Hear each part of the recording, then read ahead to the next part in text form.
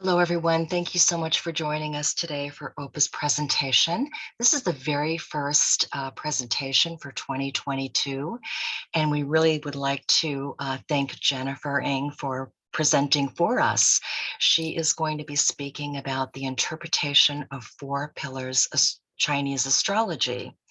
And Four Pillars natal chart is composed of a pillar for the year, month, day, and hour of the birth date.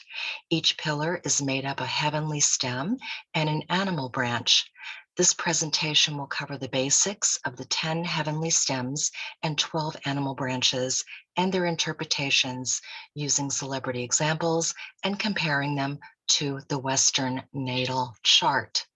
Jennifer is joining us, by the way, from Toronto.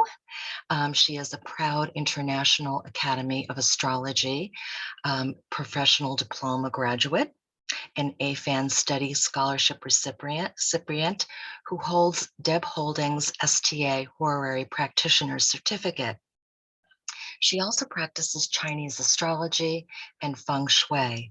Her interest in other astronomical and astrological systems includes traditional Anishinaabe star teachings and Mayan astrology, as well as astrological research. She was a panel member for Donna Van Toen's State of Art, SOTA Astrology Conference, Astrology and Diversity panel.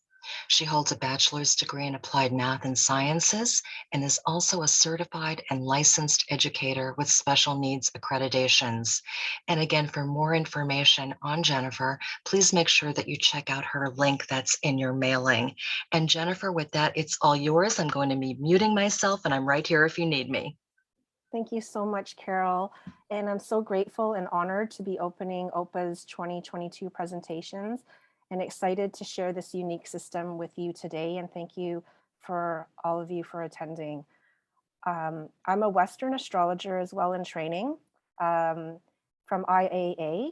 And I find that having another system of interpretation really complements my practice, as four pillars is used in feng shui, which is the tradition to be versed in four pillars as part of a feng shui practice.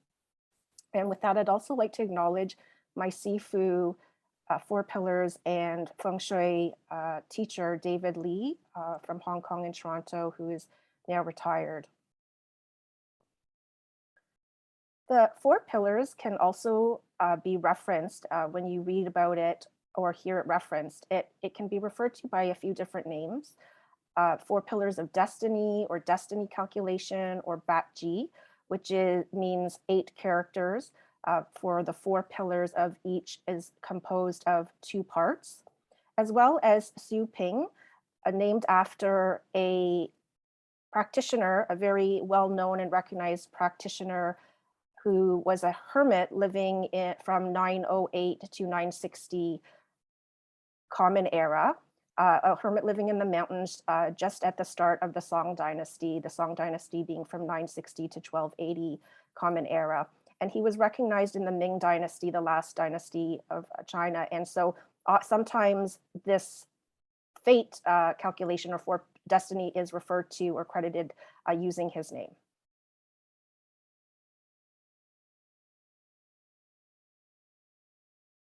In the 5 Chinese great arts, which are destiny, divination, physiognomy, medical, and spirituality, the 4 pillars falls under the destiny arts, along with other forms of Chinese astrology. Divination is made up of oracle bones or casting yarrow sticks. Physiognomy involves face reading and palm reading.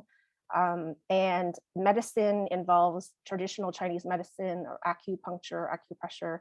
And then spirituality, or referred to as mountain arts, includes martial arts, meditation, reflection and solitude, and the literature and arts, and doing good deeds. So in our hour together, I hope to cover the basic principles of this system, as well as occasionally give a bit of historical context.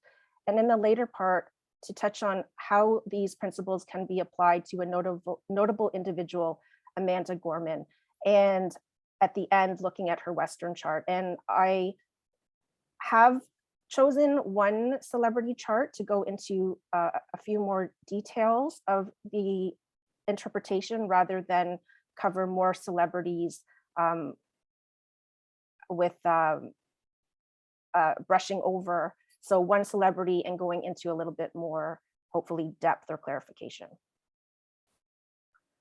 So the four pillar system emerges around the Tang dynasty, or I should say, sorry, the Song dynasty, which just follows the Tang dynasty. So we're again about 906 to about 12, the beginning of the 1300s Common Era. And prior to that, the 28 lunar mansions was the astrology for the emperor and state affairs, like predicting the seasons so they can anticipate agricultural practices and when to start. Because in China, planetary and cosmic information was privileged and highly guarded information, as the almanac wasn't readily accessible to the common people. In fact, it was very severely punished to be using it or to be reproducing it outside of imperial affairs. So it's highly likely and possible that the four pillars emerged to provide the common people with astrological information that we know of today, such as advice of what kind of partner, appropriate partner to choose, or times to marry, a job practice, job prospects, and information on the status of for the lives of ordinary people. And embedded in this ancient system are ancient core beliefs of Chinese metaphysics that explains the mechanisms of the world as the ancient Chinese view understood it. That includes the yin yang, and there is evidence of its existence or principles of it about before 1400 BCE, as well as the cosmic trinity, or the number 3, as well as the 4 directions and the 5 elements, or the Wu Jing, that all together form the trigrams that form the 64 hexagrams found in the I Ching. And the components of the 4 pillars that we'll see today are the yin yang, the 5 elements, and the cosmic trinity. And all of these describe the cosmic fluxes that we get from the sun, moon, earth, stars, and that produce movement and time. So the cosmic trinity of 3 appears in the belief of the 3 kinds of fate and the 3 kinds of luck. And the heavenly fate or luck is that which we don't have any control over, that is imprinted on an individual or an event at the time of birth. And that is where the 4 pillars comes in. Earthly fate, as defined in the Han Dynasty, is the fate that is basically the consequences that come from good behavior, which we really probably wouldn't define as fate in our definition today. Well, earthly luck is the luck that we have some control over, where feng shui comes in, where we can adjust our relationship to our environment to bring about more fortunate qi or energy or luck. And then the definition of individual fate, again in the Han Dynasty, just quickly summarized, would be just bad luck, regardless of the good deeds that an individual does. Unfortunate things can happen.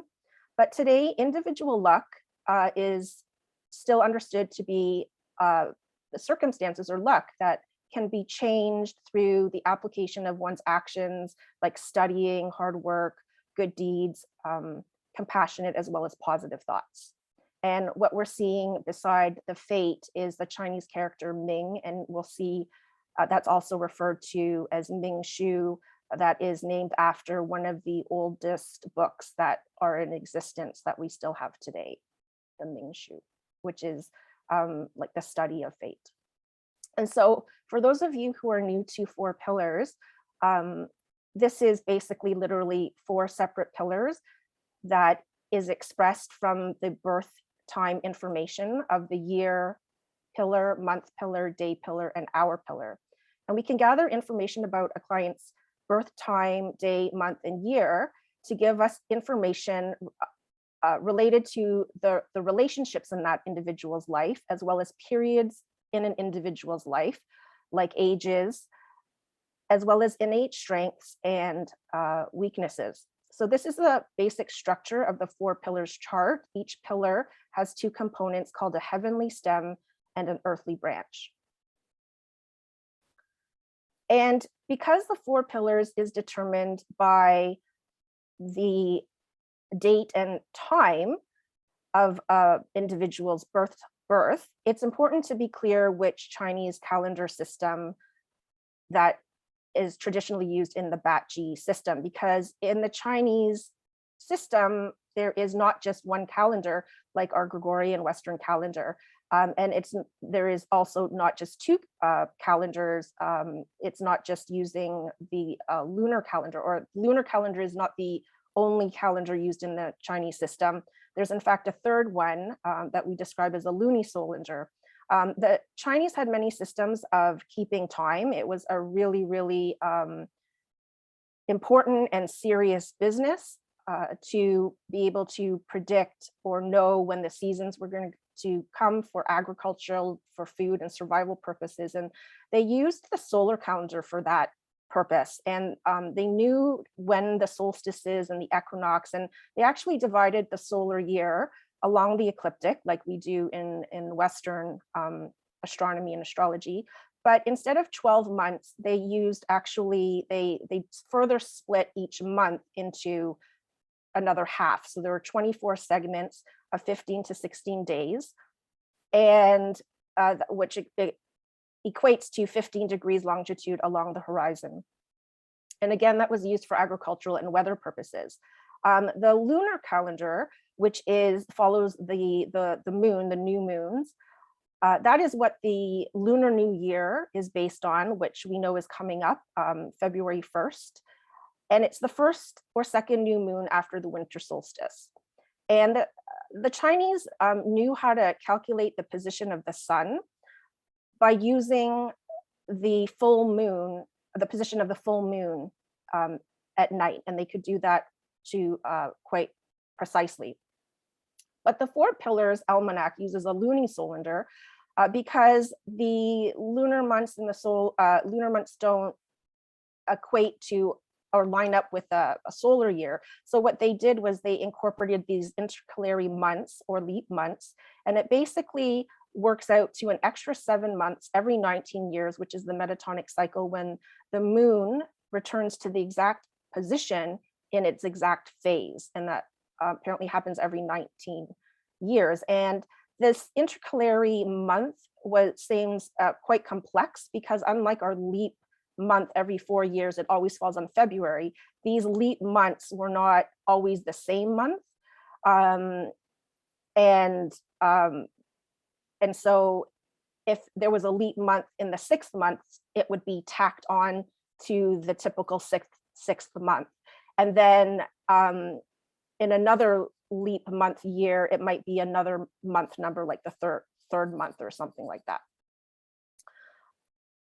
So the Batchi system traditionally uses the lunisolar calendar, which uses the start of spring, or the Li Chun, which is when the sun reaches 315 degrees celestial longitude, which is usually around February 3rd or 4th. And it's the 10,000 calendar is used in the Batchi almanac.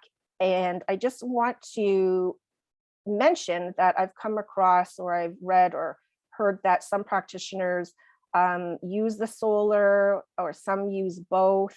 But I follow the Chinese almanac. And if I'm using a software system, I'd like to double check that the software is producing the same 4 pillars chart that I would read from the almanac.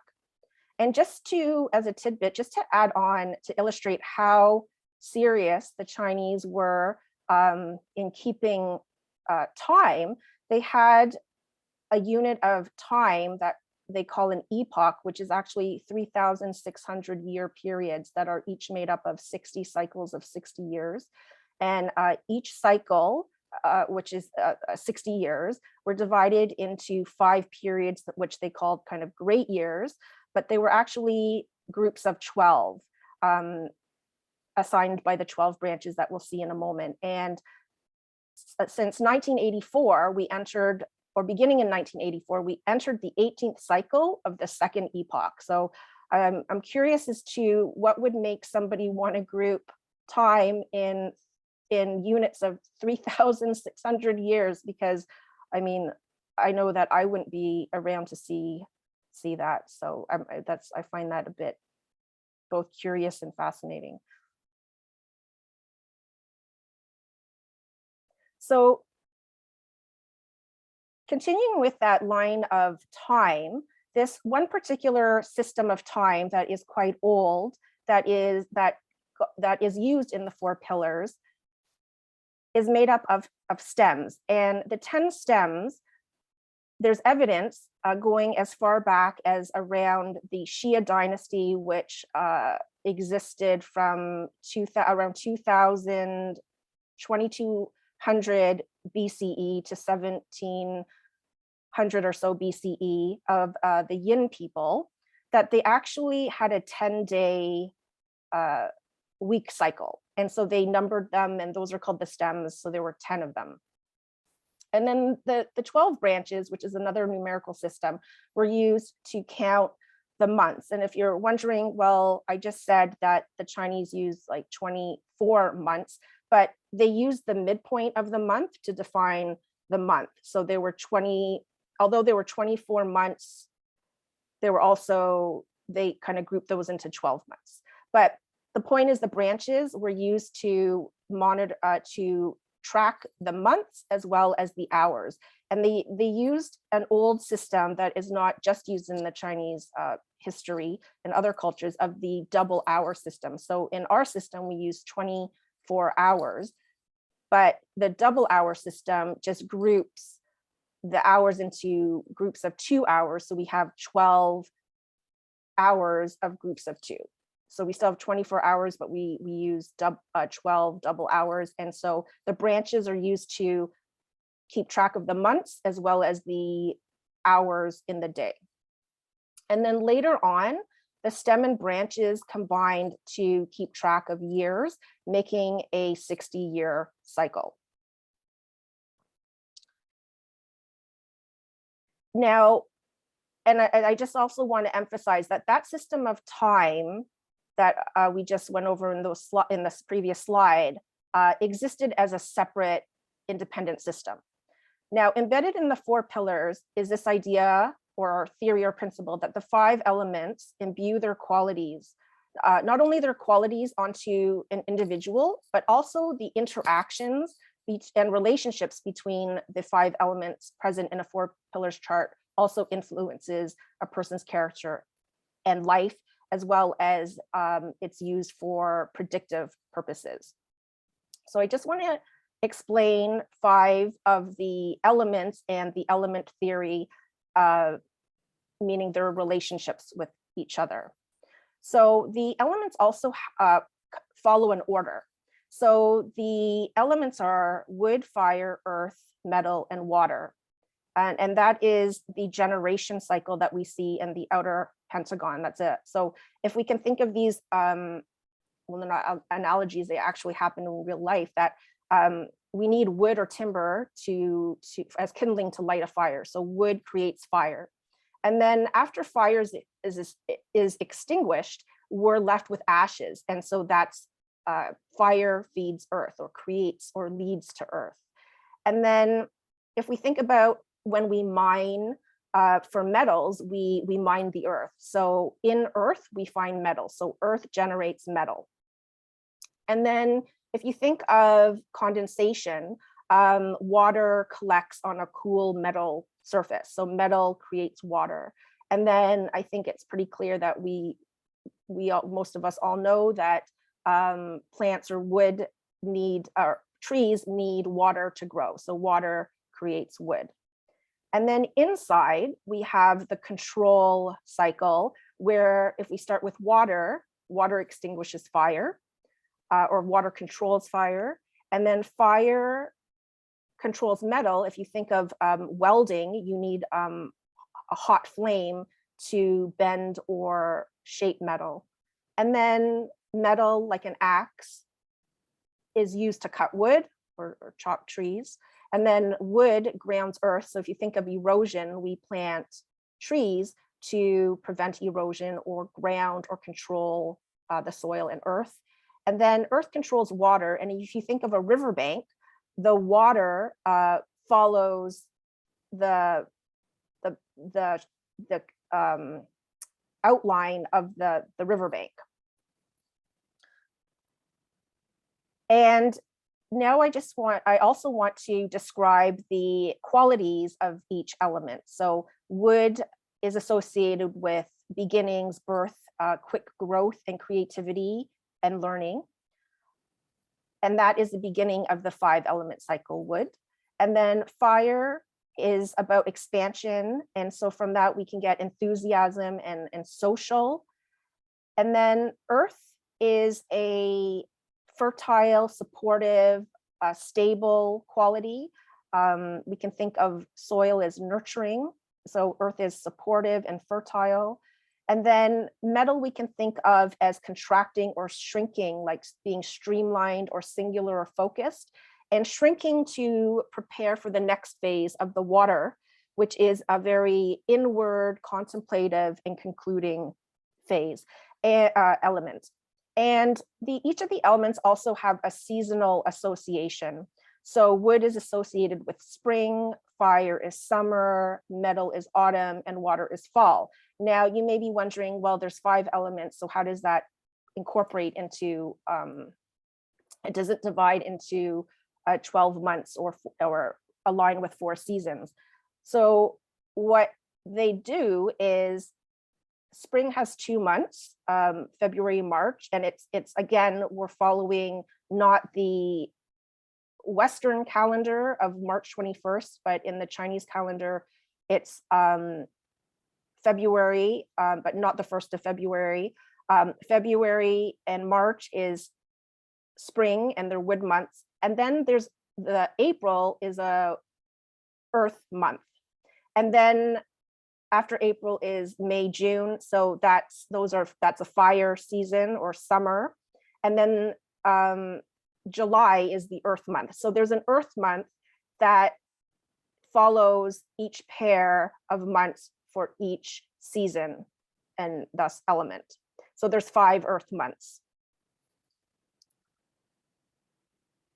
And so because the earth month falls in between each of the seasons, it has a transformational quality because it's bridging the change from spring to summer, summer to fall, fall to winter.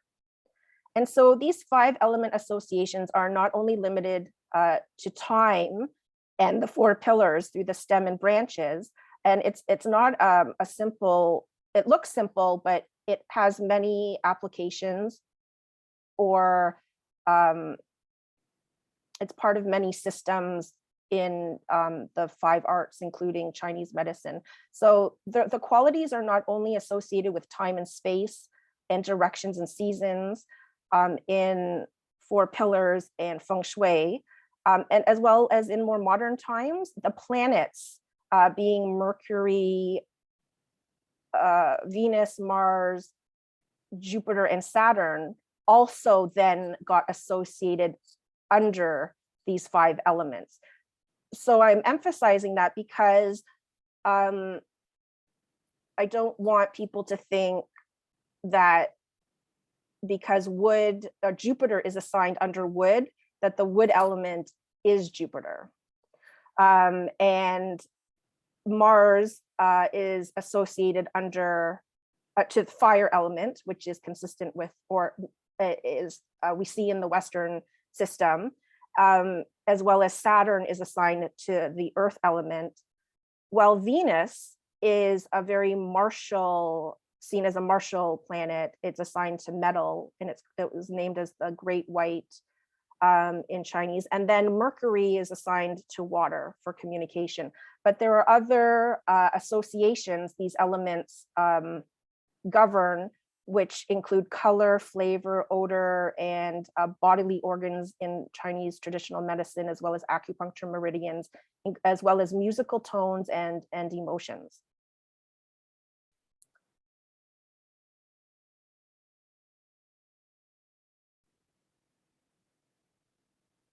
So I've just explained the 5 elements, and now I want to add that each of these elements also are expressed as a polarity according to the yin-yang principle of balance and change along a continuum. And yin and yang yin means shady side of the hill, and yang means sunny side of the hill. And I've just listed a few examples of how the polarities can be applied and how we can see these polarities around us. And many of you may be already familiar with this. So we have the sun and the moon. So under yang, we have sun, light, day, activity, noise, mountain, initiation, or a spear. And then the opposite polarity pair would be yin. So that the moon, dark and night, passivity and quiet, reception fall under. And there are also directions to the yin yang that indicate the times of the day.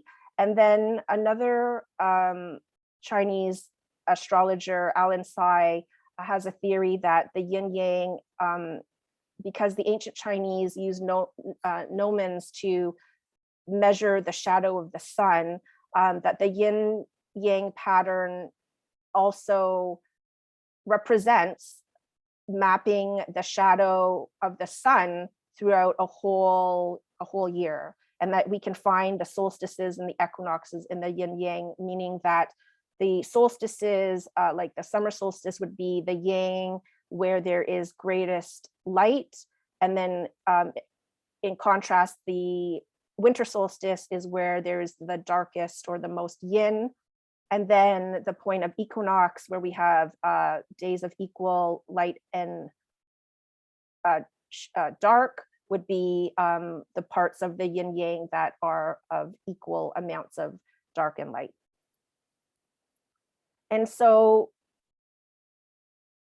combining the yin yang expression of each of the 5 elements to get to 2 pairs from 5, we get 10 heavenly stems. And they go in this order following the generation cycle of the 5 elements. So we start with wood. And so in the order, our first wood pair is yang wood followed by yin wood, and then yang fire followed by yang fire and yin fire, and then yang earth and yin earth, yang metal, yin metal, and yang water and yin water.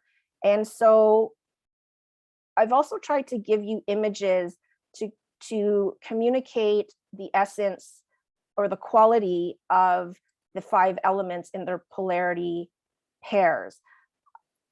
But in a broad stroke of generalization, what I've kind of noticed is that the yang expression of the elements, and you can see in the images, it's like this raw form, and it's a very strong force.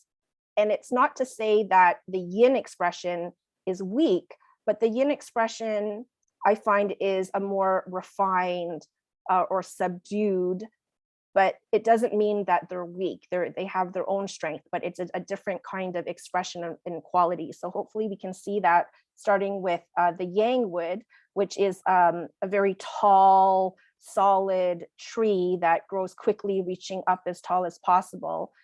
And so the yang wood characteristic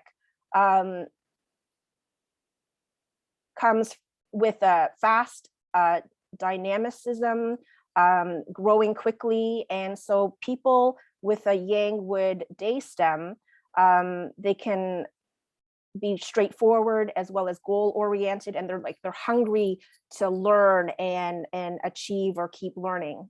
And I should add at this point that a well-known or recognized practitioner from the Tang dynasty is credited with looking at the day pillar heavenly stem. And so when we look at a 4 pillars day stem chart and we look at the heavenly stem, which one it is, we can kind of get a general sense of some of the qualities of that individual. So if an individual has a yang wood stem for their day pillar, we might first interpret or think that they like to learn and they're goal oriented and upfront or straightforward. And then if the day stem is of yin wood, which is also described as mulled timber, so opposed to like a tree, we've got mulled timber, or a blade of grass, or a shrub, or a flower. These individuals with yin wood day stems can be known to be quite flexible, resourceful, graceful, as well as dependable. And the yin polarity expressions tend to have a bit of a duality.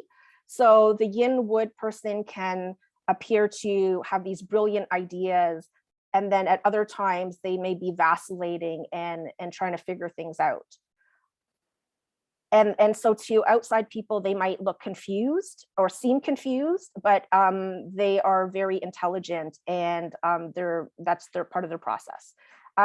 So with the yang fire, we have this image of the fire of the blazing sun or an inferno, and we have an individual or individuals can be characterized by being confident as well as upright, assertive, and like to be leaders, like follow me and being in charge. Well, the yin fire day stem, they lead through more indirect or subtle forms, as a candle flame is more subtle, by inspiration and influence. And twilight and twinkling stars and moonlight is also considered, or the twinkling of stars is considered yin fire.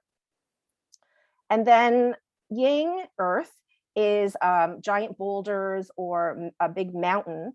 And if you remember, we mentioned like that's transformational element. And with transformation, there's something kind of like hidden or that gets revealed. So like a mountain, if you go into caves or inside of a mountain is different than outside of the mountain. But the characteristics of a person with yang earth, they can be known to be very trustworthy, sturdy, reserved, and with that kind of hidden element, they may have a more quiet, reserved persona, but in other situations or other smaller situations, they may open up to people who they feel closer to. So they have a social side that may not be always seen or revealed.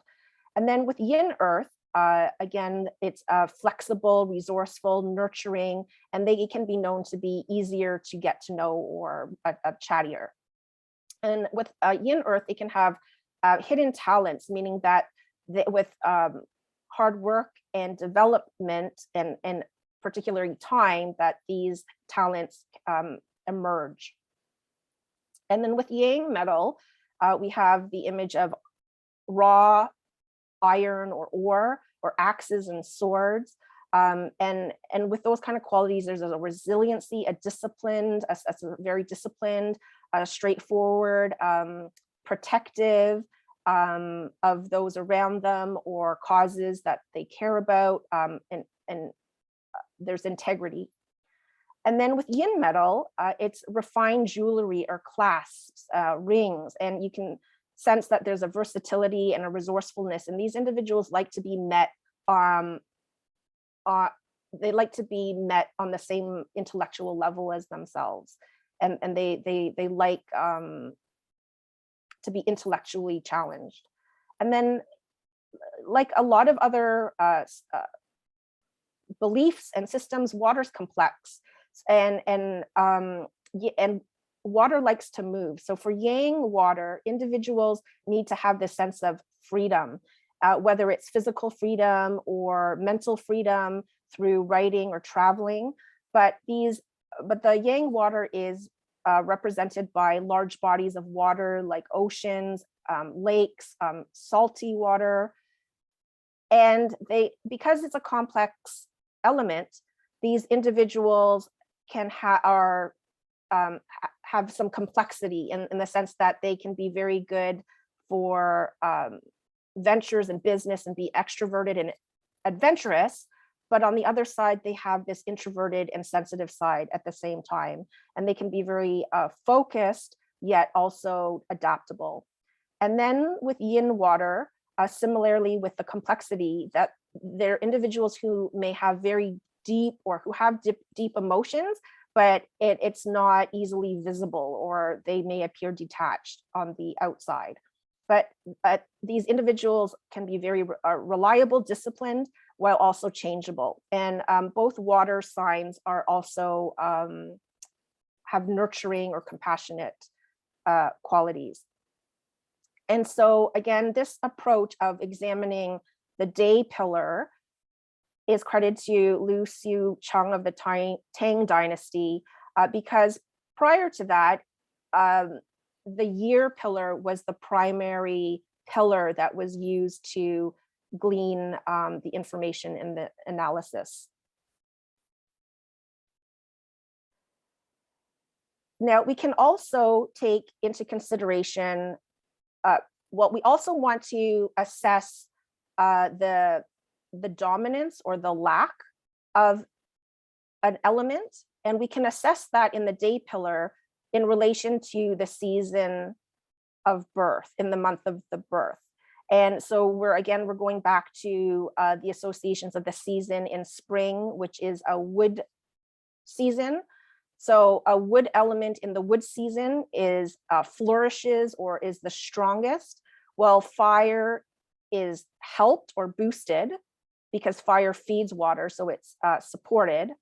While water is depleted, but metal is diminished. So if we think of the level of depletion water experiences, metal is diminished or depleted even more, or stuck. And then earth is completely controlled or dominated. And then in summer, which is the element of fire, when it's the same element in the season that is of the season, it's the strongest, or it flourishes or prospers. Earth is helped because fire feeds earth. When the fire burns, there's ashes left. Wood is depleted, water is diminished and trapped, metal is controlled. And then in the fall, which is the metal element, metal is dominant, water is helped, earth is depleted, fire is stuck, wood is controlled. And then in the winter, water is most prosperous because winter is a water month. Wood is assisted because water feeds wood or generates wood. Metal is depleted, earth is diminished, and fire is controlled. So here we have, I've chosen Amanda Gorman, who is a 23-year-old young celebrity who spoke at President Biden's inauguration. And if I can draw your attention to her day stem, we see here that it's yin water. So in my notation here, the negative or the dash is the yin, where the plus sign is yang. So her day stem, heavenly stem element, is yin water. So using the 2 slides before of the 10 heavenly stems, we can, if she was a client, we might say that she has deep emotions, but people might not necessarily know that from just looking at her, and that she's reliable or disciplined, but also likes new things or likes to change or in some way. And looking at the slide we just came from, with water as the day stem in the month of March, which is a spring season of with the wood element, we know that wood absorbs water, and that's when water is completely controlled. And so we might at first hand think, well, this doesn't seem too fortunate or favorable, because her yin water element of her day stem is completely diminished or controlled, which doesn't like to be controlled. But after we finish this upcoming slide, which covers another component of analysis, by the end, hopefully you'll see for her chart, it's okay and it's not too concerning. And before we switch slides, I just want to have you note that her day stem is yin water and her hour stem is yang metal.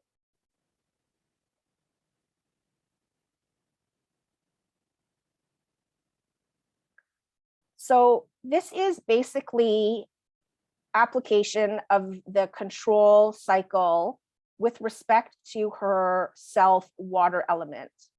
So her day element is water. And in this diagram, we've just outlined which elements. So the metal element produces water, and that's called the resource. And then the earth element is the element that controls water, and that is referred to as the power, and then, or power element. And then wood is what water produces, or it's the output or expression, and that is the wood element. And the element that her element of her day stem, which is the self element, controls is fire, which is called the wealth element. And so this technique is the contribution that Su Ping of the Song dynasty, which is sometimes his name is used to refer to the overall 4 pillars, is used, and this is his contribution. And so again, we're looking at the day stem, and what we want to note and take into account is that the hour stem of her pillar is yang metal, which is the resource element that supports her water day stem element. Now, adding another layer, we also take into account the polarity. So because her day stem is of a yin water polarity, her hour heavenly stem metal is yang, so they're opposite polarity. So because they're opposite polarity, we interpret this that we call this relationship direct resource. And so basically, if her case, which it's not, was the same polarity, like yin metal, it's the same polarity of water, there would be another name for that relationship, which is indirect resource. And so there's actually 10 different names for each of these relationships. But the interpretation we get for the relationship of the resource element to her water, which is yang metal, opposite polarity to her yin water, is direct resource, which the interpretation implies, or the interpretation is that she receives support from those around her, not just including her family and friends, but also superiors. So let's just go back to her chart, her 4 pillars. So we see that her self is yin water, and in relation to the metal creates water, but it's opposite polarity. And we call that relationship direct resource. And from the words of David Twicken, his book here, support and nourishment from family superiors with capacity to be a leader and achieve success and bring about or take advantage of new opportunities. So in her life, she has shared that she was raised by her mother, who is single, who is a grade 6 elementary school teacher, and she credits her mother to being encouraged by her mother. And so she was named the National Youth Poet Laureate. She graduated from Harvard College, and she was invited to speak at President Biden's inauguration. In 20, so the poem she delivered at President Biden's inauguration is titled "The Hill We Climb." And when I watched it, I was just moved. It just gave me goosebumps. And so even though water doesn't do well in the spring, when we looked at comparing her day style element of water in the spring, because of her resource of metal supporting that, it's not a big deal. It's okay because she's got metal feeding her water day stem element, and she's got enough metal resource to generate her water. So her day stem water, heavenly stem. So this is an example key exercise, which is a sample of what we would repeat by looking and examining at all of the elemental relationships within the 4 pillars. And so there are 10 different relationships. This one we explored for her was direct. And like I said earlier, if, which it's not, our stem pillar was yin metal, we would have a different kind of interpretation. And there's just not enough time to walk through all of those interpretations, but it would be called indirect resource. So now I want you to notice her month yin, or her month pillar, heavenly stem, which is yin month, and then her earth year heavenly, her year heavenly pillar, which is yang earth. And so if we now examine her yin water day stem to her month, which is yin wood in the month. And so if we look at this diagram, we see that wood is her output. We say it's also described as expression. So it's like your creativity, your essence being expressed out into the world.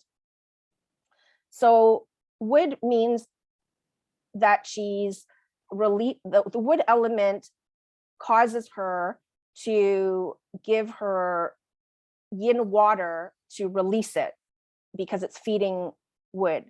And in her month pillar, we notice the polarity of the wood is yin, which is the same polarity as her day yin element.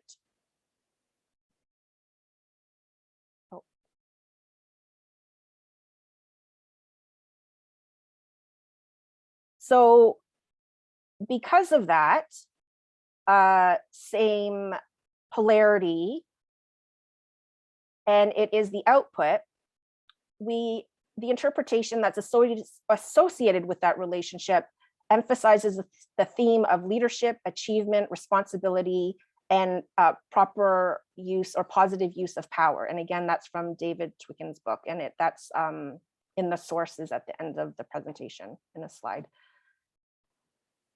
And so she also has, because I've done the analysis, which is not enough time to show all the steps, but in summary, after doing the overall analysis of all the elements within her 4 pillars,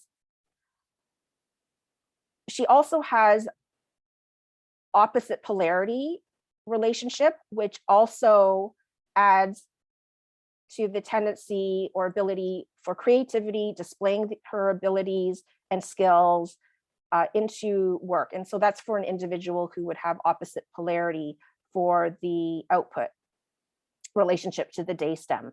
But for her, we can see that her creativity and her abilities are in the public eye.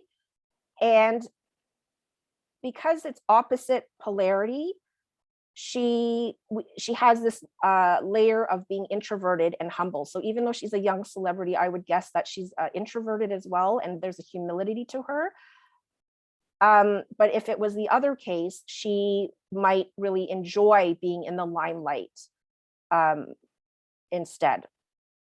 So just to summarize that, or to add on, that if you've heard her speak or read her work, that you can really sense those deep emotions from her work. That if you look at her picture, she, how do you tell somebody has really deep emotions? She looks pretty happy and adjusted. And so even though water in the spring doesn't do well, she's got metal feeding her water, and then she's got the water being released and feeding out into the wood. And we see that through her examples where she's written 2 best-selling books, and she's giving speeches.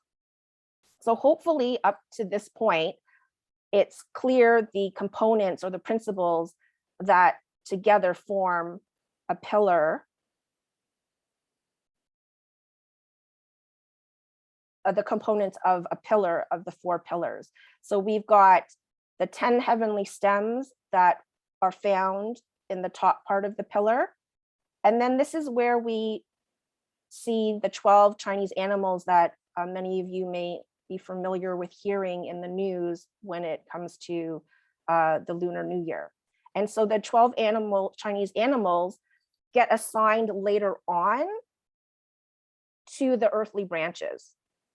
And we're not really sure how the 12 animals, their origins, but I just want to recognize that Anatolian shepherds in Turkey have 12 animals, maybe with some variations, and many other East Asian countries and cultures have variations. Like instead, you might find a deer, or sometimes a turtle, and another term that for dragon, which is like a water reptilian kind of lizard or fish. And just because of time, what I just want to mention here is that each of the animals have an element associated.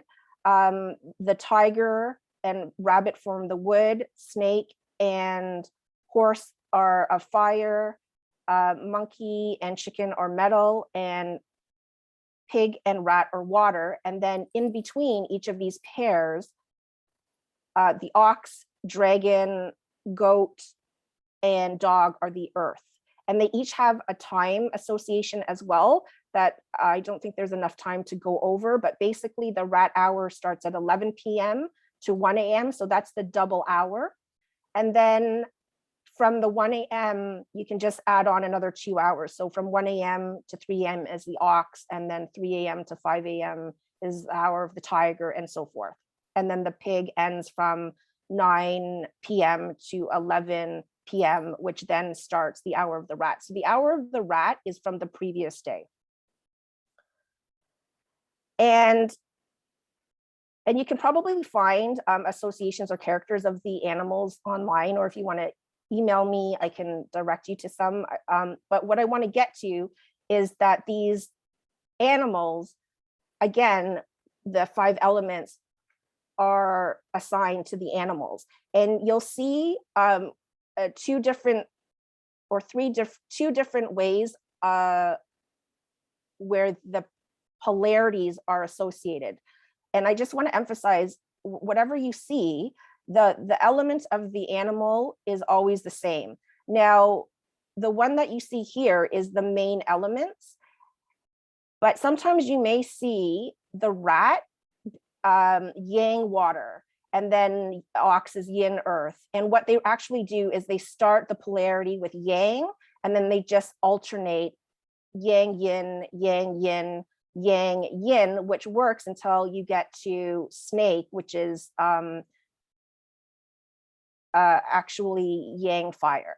So the alternating one is considered like outer elements, but what we're concerned about here is the main elements. And the reason it's important is because these animals form these triads, and together they transform, or they create an element together. So Dragon, rat, and monkey form the water trine. So when you see those animals in a pillar, you have to incorporate and know that when we're doing the analysis like we looked at before, that if there's dragon, rat, and monkey together, there's going to be a water transformation, and that's important to consider. And then the fire trine is made up from tiger, horse, and dog. Metal trine is ox, rooster, snake, and wood is pig, rabbit, goat. Now, in each of the trines, so the trines are named after the element they transform together to produce. So in the water trine of dragon, rat, and monkey, rat is already the water, because rat is the north and north is associated with water. And then in the fire triad, tiger, horse, and dog, horse is the fire element, while tiger is wood and dog is earth. So that's just kind of how that works, which is important in the assessment of the 4 pillars. And that's taken into consideration in the individual's 4 pillars as well as in predictive. But the other way that I want to touch on is some other ways that we can get information from a 4 pillars chart. And another way is by looking at the 600 possible life paths, by taking into account the year pillar in relation to the hour pillar. And so for Amanda Gorman's life path, the phrase that characterizes it or advice is, as the foundations in life are far from ideal, there will be many challenges and obstacles to surmount. Strength and determination brings dividends. And this is from Dr. G. Pay's 4 Pillars of Destiny, 600 Life Paths. And she shared publicly that she has an auditory processing disorder and is hypersensitive to sound. And so she's had a speech impediment during childhood, which she has learned to overcome. And you wouldn't guess that if you listened to her to perform or speak. And she had speech therapy growing up. And she's been quoted or to say that she doesn't view her speech impediment as a crutch, rather as a gift and a strength. Because since she was experiencing these obstacles in terms of her auditory and vocal skills, she became very good at reading and writing. And she realized she was good at that when she was able to recite Marianne Williamson's quote, "Our deepest fear is that is not that we are inadequate. Our deepest fear is that we are powerful beyond measure." And she's also used songs as a form of speech therapy. So here we see that in her life, evidence that she's had to overcome, and she's mastered these obstacles. Now, another way that we can gain information is by looking at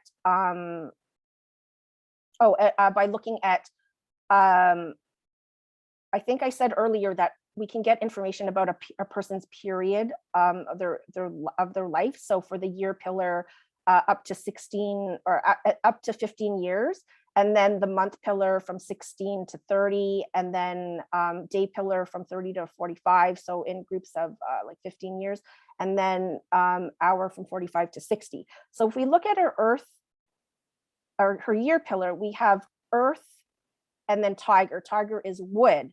So there's this reciprocal relationship where her earth element is not feeding or supporting the element in the tiger, which is wood, because it's wood that likes to ground earth.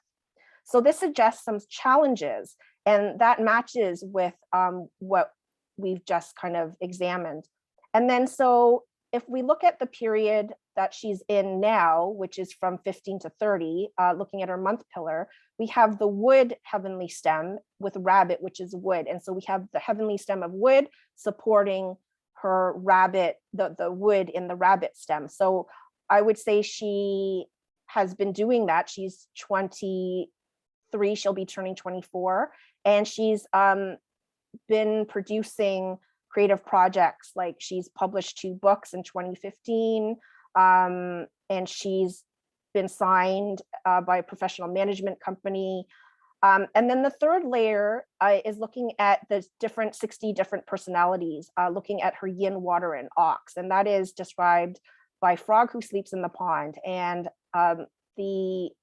what goes with that is, if natural laws of the universe are followed, then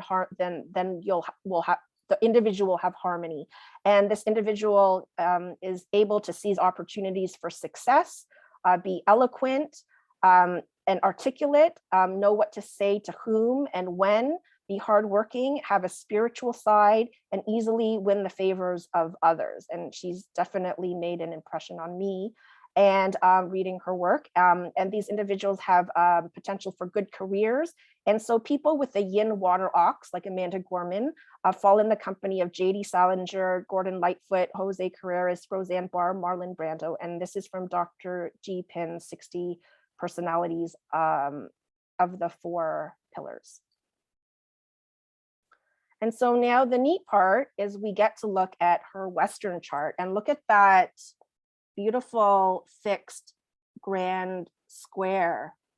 Well, one of the signatures of her chart. And she's got Pluto in the 1st in Sag, and she's got Mercury in the 9th house, right on the 9th house cusp.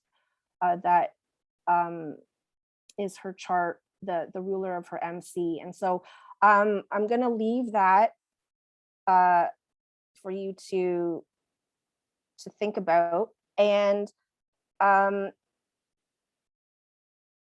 in conclusion, and to reiterate that we can gain other kinds of information from each of the pillars. So from the year pillar, we can get a sense of an individual's experience or relationship with their ancestry or their culture or their grandparents. The month pillar, we can get information about their relationship with their caregivers or parents or guardians or superiors or boss. The day pillar, obviously from the individual as well as from their life partner. And then from the hour pillar, their offspring or career. And I'd also like to add that in history, in older practices as well as current, that you can incorporate another pillar by incorporating the minute pillar. And what I want to add going back is when I was looking for examples, I was kind of thinking about how many examples do I provide and how do I cover a diversity. So I was looking at different charts and I was looking for some East Asian celebrities. And guess what? It's hard to find the birth time of some of these Asian celebrities. And I think it's because the Chinese take this information very seriously. It's something personal and powerful, and it's not something that they necessarily want to put out there. And the last thing that we didn't do, but I want to just mention, is that you can also then categorize the strength of the day element or the person's 4 pillars chart, the elemental strength or dominance or lack of, following a 12-stage growth cycle, which follows kind of the progression of the 10 of the stems from most dominant to most lacking. And now I would like to circle back to that idea of fate and destiny and the idea that, or the ideology that heaven and the universe imprints or bestows upon us energies and qualities upon birth through the 4 pillars, as well as other systems of astrology, but this was also an ideological principle in the Chinese system. And just like in the Western system that we want to get a sense of the birth chart before we do forecasting, it's the same with the 4 pillars to get a sense of a 4 pillars natal chart before looking at the cycles of the elements for annual or 10-year luck cycles. And to not only examine and assess,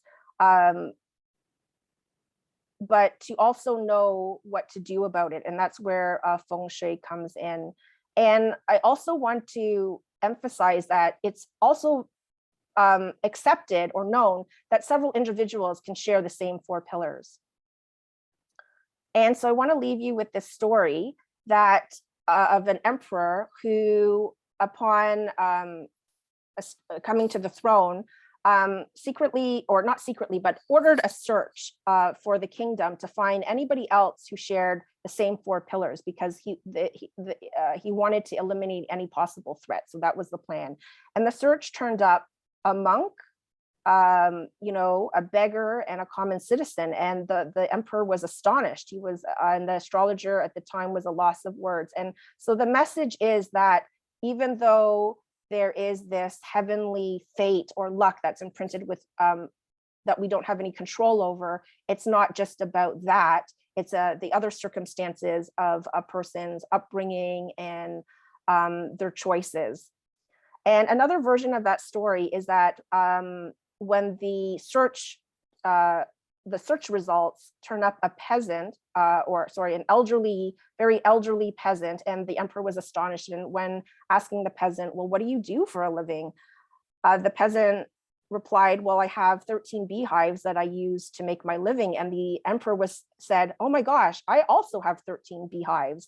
But for him, it was a hobby. And so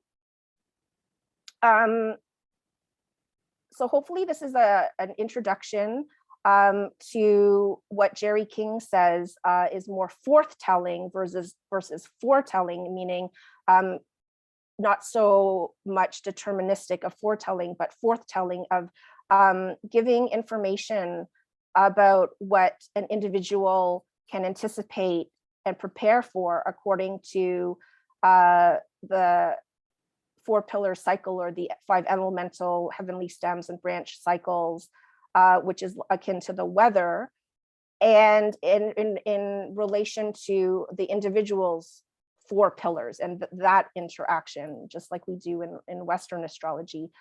But not only would a lot of people, I think, want to know what's coming up, but what to do about it. And that's where feng shui comes into account. And again, the 5 elements are in the feng shui system as well, and the flying stars. And so I'd like to leave you with this quote from the Tang Dynasty practitioner. For those who step outside the 5 elements, the individual takes their life in their own hands, their destiny in their own hands. In other words, if a person does not accept the dictates of the 5 element system, they will not be subjected to fate's predestination. But I found in my practice, because the time of an individual, of a client, sometimes is not known, you know, an alternative to rectifying a person's time is I have this other system that I can use. And I found that clients are interested if they've had Western astrology readings. It's a new and intriguing experience for them, and that they're very interested in the system. And I find it complements my astrological practice, including with feng shui. And I think it's always neat to have another system and way of looking at it. And whether it reinforces information that is already in the Western chart, or it gives a different added layer. And so this is the slide with some of the sources and books. And I would love to hear from you about what you've learned or liked, what you'd like to know more about. I'm going to be, I teach a 6-week 4 pillars course where there is 2 options, one with homework and feedback and grade, and one that is audited with no homework. And I'm the co-VP of Toronto Astrology, and I have this coming Saturday a full-day workshop that goes into this in more detail, including synastry. And so if you're interested, you're welcome to join as a member, and then you get free monthly events, including this one coming up. And in April, I'll be part of the NCGR International Series using Western charts. And so I can be contacted at astrologywithjen@live.ca. And I'd like to thank you all so much for taking the time to spend and for this opportunity to OPA for this this opportunity. And I'm just so excited to be able to share this system that I think is really neat. And it's very popular in Taiwan, Singapore, Malaysia, Hong Kong. And I think because it works. Thank you so much, Jen. This has My just pleasure. been fantastic. So interesting. We do have a couple of comments and questions. Do you have Sure. the time for us to Yeah, read? yeah. Okay. So, first of all, for all of you, you will be getting a copy of this recording, so you'll be able to go back onto that slide and reiterate Jen's information and really review the presentation. I know there's a lot of information here, especially if you're not familiar with this type of astrology. So definitely review the video and maybe partake in some of her offerings. I will also be adding those links, those new links that I have from the slide onto your mailing. So you'll be able to fast track to reach out to Jen if you need to. Um, the other thing is, let's see, the questions. Nicole is saying yang could be the nature expressed above and yin the mycelium of the fungi underground. Yang can be extroverted and yang introverted. She's asking that as a question from a psychological point of view. Yes, for sure, definitely. And in my reading, I came across a very interesting line that reminded me of that Hermetic principle, as above, so below. But it wasn't worded exactly like that. It was related to the elements, but it said that above produces that below. And the literal three characters is like Sheng, which is up, and then another character, and then the character for below, which is down. And I'm not really sure if that is exactly the same as the Hermetic principle, but it made me think, I wonder if that's like the similar kind of philosophy that existed back then. But Yes, yes, interesting. definitely. And you can find many examples of that yin, that yang above and yin below. It's like just pairs of opposites, like hot cold. I listed a few. Wonderful. Thank you. Yeah. Christy is saying, great presentation. Thank Oh. you. How do we create these stem Yes, pillars? good question. So on my site, there's a link and there's free ones, but this one, I don't have it right off the top, but there's a nice one. And if you can't find it, you can email me, but there's lots of free ones. You can just kind of Google free Batchy calculator or four pillars. But there's one that I like to use, and I can see if I can just mention it or put it in the chat box.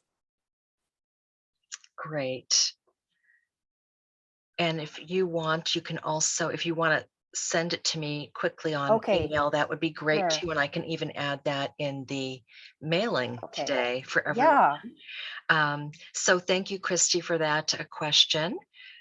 She says that solar fire only has the Chinese lunar mansions. So that would be Oh, well, that's kind of cool because that's what solar lunar mansion, the lunar mansions is a different system, and that's kind of like the original Chinese astrology, but for a mundane purpose, like for the imperial state, like for agriculture and seasons, and for like getting information about the life of the emperor, like is the emperor's life in danger? And they would look at these, and they use a circumpolar or equatorial system.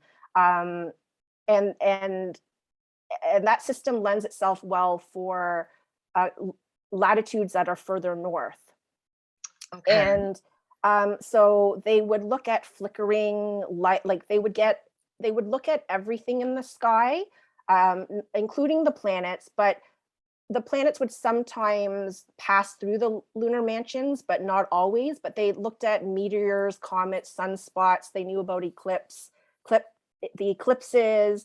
Um, so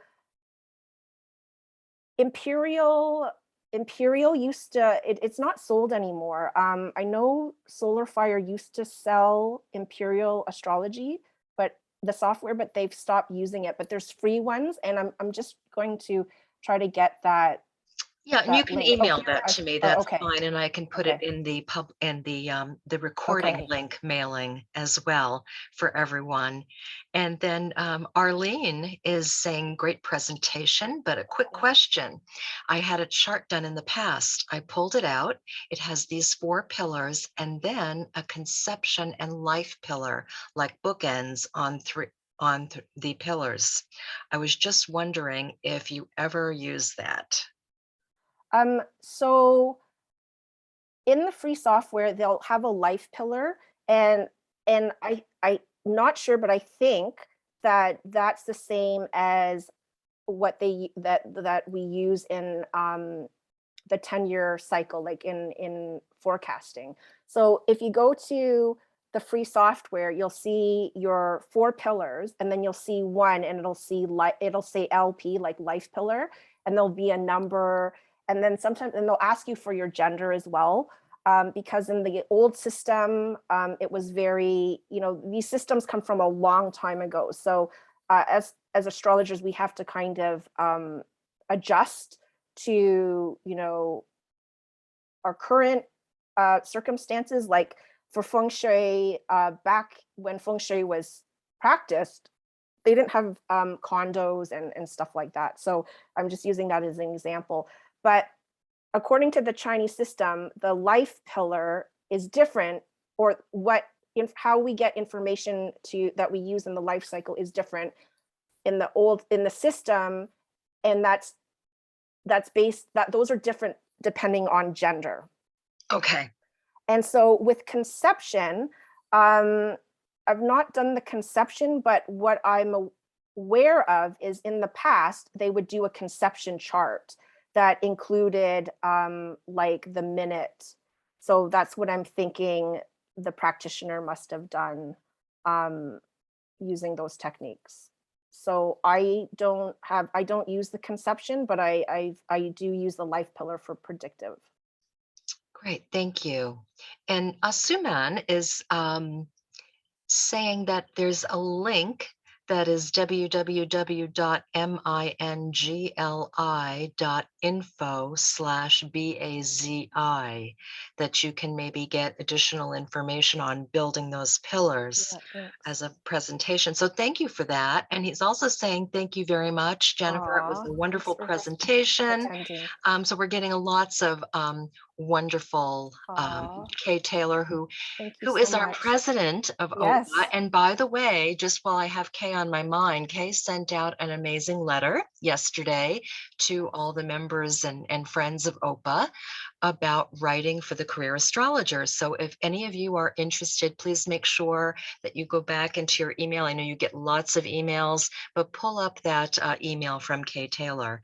And we'd love to have you submit something for our spring equinox edition in the career astrologer. Especially for Astrology Day coming up on March 20th. That's when it will actually be released. And Marlene is also saying thank you so much. She has a much better understanding, and she has read Aw, some things about the 4 pillars before. So thank you for that. fantastic. Um, and Christy, thank you so much. Um, Christy is also asking, so could you say that Chinese lunar mansions has some sort of similarity to horary if used to ask questions? So my feng shui and Chinese astrology teacher, David Lee, um, who is literate in Chinese and English, um, when I asked him about the lunar mansions, and he was saying that to his awareness, it's not really a practice, it's like an old practice. And I guess with the influence of the Western information astrology that was brought by the Jesuits around, I'm not sure if it's the 1600s, sometime like nearer to modern time, um, like 1600s, 1800s, 1700s, somewhere around there. Um, I think, you know, the Ziwei Do Shu, which is purple star astrology, which is another form of astrology, which is closer to kind of the Western astrology in that there's 12 houses. Um, but they use like fixed stars, and there's like different systems of Ziwei Doshu, and there's transformations, and so because with the different Ziwei Doshu systems, some of them use like many stars, like 100, and some of them use basic like 14, or I'm not sure if I got the exact number right, of the stars, but I'm just trying to say that there's many stars, and they say that four pillars is easier to learn, harder to master. Ziwei Doshu, harder to learn, easier to master. So with the lunar mansions, I with NCGR, I think there was an astrologer who gave a talk in Mandarin, which that's not my my the language of my family. It's Cantonese. Um, he mentions that he practices lunar mansions, which I'm quite curious to learn more about, because um, that was a system from the perspective of used a polar star, and it wasn't the stars, the constellations were associated to the emperor and then the people around the emperor, like their roles. So if like a star flickered and that star was like the emperor's officer, they would say, well, that officer is going to betray like the emperor, and that would be seen as a bad sign. So for horary came about to ask help the common people when they didn't know a time. And the moon, the lunar mansions, um, when I looked at it, it looks kind of, it's general. It's like here, the moon is in this kind of position, and the lunar mansions are all different sizes of the 360. It's not equal division. And so I would say horary for the emperor, because that's what it was used for and developed. But I don't know how much it applies to like horary as we know in the Western system, because there's a correlation to the degrees of our Western zodiac, and they change according to the Chinese system. So for example, the smallest lunar mansion, which is like 2 degrees or something like that.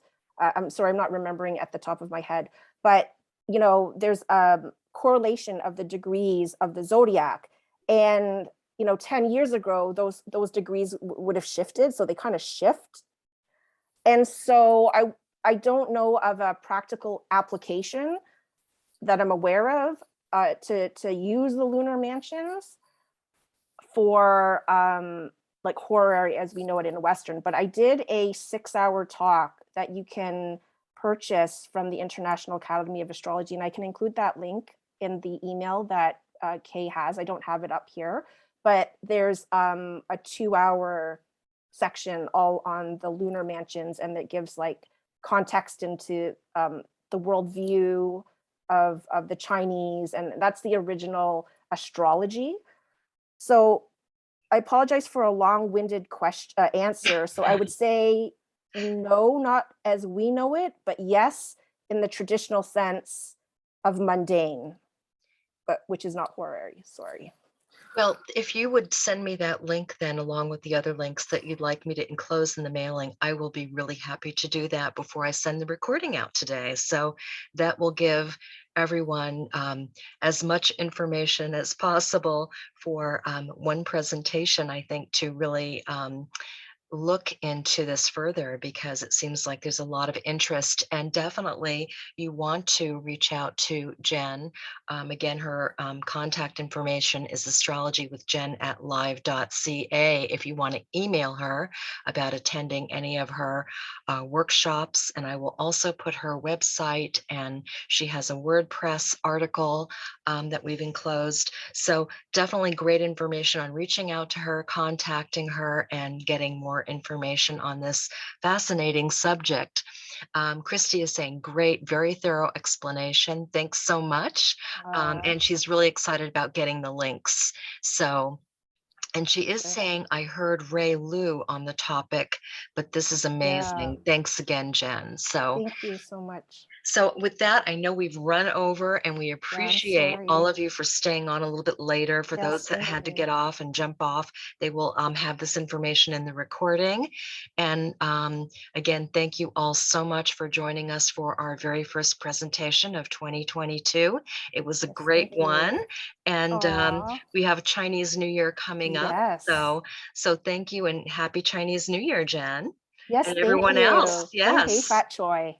Yes, yes. So thank you for that, everyone, and we wish you a wonderful day. You Thank too. Thank you. you so much, Carol, Opa, and everyone for attending. Thank you. Bye-bye now. Bye.